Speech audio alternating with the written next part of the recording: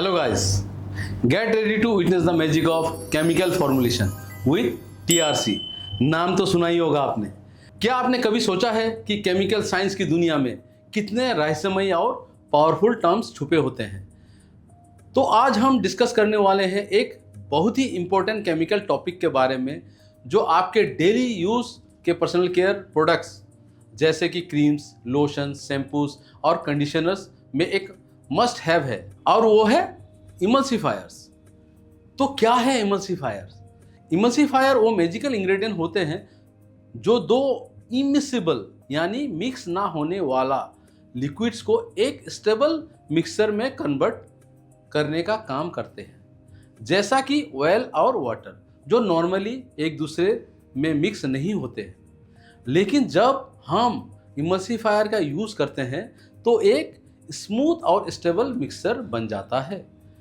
अगर आप lotion, creams या शैम्पू यूज करते हैं तो आपको पता होना चाहिए कि इनमें वाटर और ऑयल का कॉम्बिनेशन होता है, लेकिन क्योंकि वाटर और ऑयल नेचुरल एनिमीज है, उनका स्टेबल रहना मुश्किल होता है। यही काम इमल्सिफायर करते हैं, ये दोनों को एक साथ बनाए रखने में मदद करते हैं। हमने जान लिया है कि इमल्सिफायर का काम क्या होता है, लेकिन ये कैसे काम करता है इसको समझने के लिए हमें इसका मॉलिक्यूलर स्ट्रक्चर को समझना होगा। इमल्सिफायर का स्ट्रक्चर कैसे होता है? इमल्सिफायर का स्ट्रक्चर बिल्कुल सर्फेक्टेंट की तरह होता है। इनका मॉलिक्यूल्स भी दो पार्ट में डिवाइड होते हैं। हाइड्रोफिलिक हेड जो पानी को अट्रैक्ट करता है, हाइड्रोफोबिक टेल जो ऑयल को अट्रैक्ट करता है।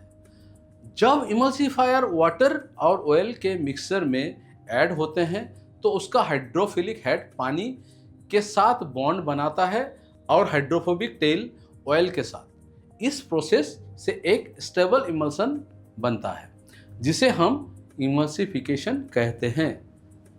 इमल्सिफायर्स चार अलग अलग टाइप्स के होते हैं जो डिफरेंट फॉर्मुलेशन के लिए यूज किया जाता है। चलिए इनको डिटेल में समझते हैं। एक नंबर एनायनिक इमल्सिफायर। ये ऑयल इन वाटर इमल्सन बनाते हैं जिसमें ऑयल ड्रॉपलेट्स वाटर के अंदर डिस्पर्स होते हैं। मोस्टली क्रीम और लोशन में यूज होते हैं। Example sodium stearate. दूसरा कैटायनिक इमल्सिफायर। ये वाटर इन ऑयल इमल्सन बनाते हैं जिसमें वाटर ड्रॉपलेट ऑयल के अंदर डिस्पर्स होते हैं। ज़्यादातर हेयर कंडीशनर और स्किन बाम में यूज़ किया जाता है।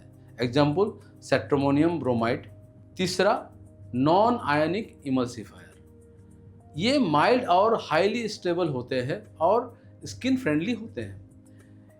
ये ऑयल इन वाटर और वाटर इन ऑयल दोनों इमल्सन बनाने की कैपेसिटी रखते हैं। एग्जाम्पल पॉलीसॉर्बेट्स और ग्लिसरल स्टेरिएट्स। चौथा एम्फोटेरिक इमल्सिफायर्स। ये सेंसिटिव स्किन के लिए बेस्ट होते हैं क्योंकि ये माइल्ड और जेंटल होते हैं।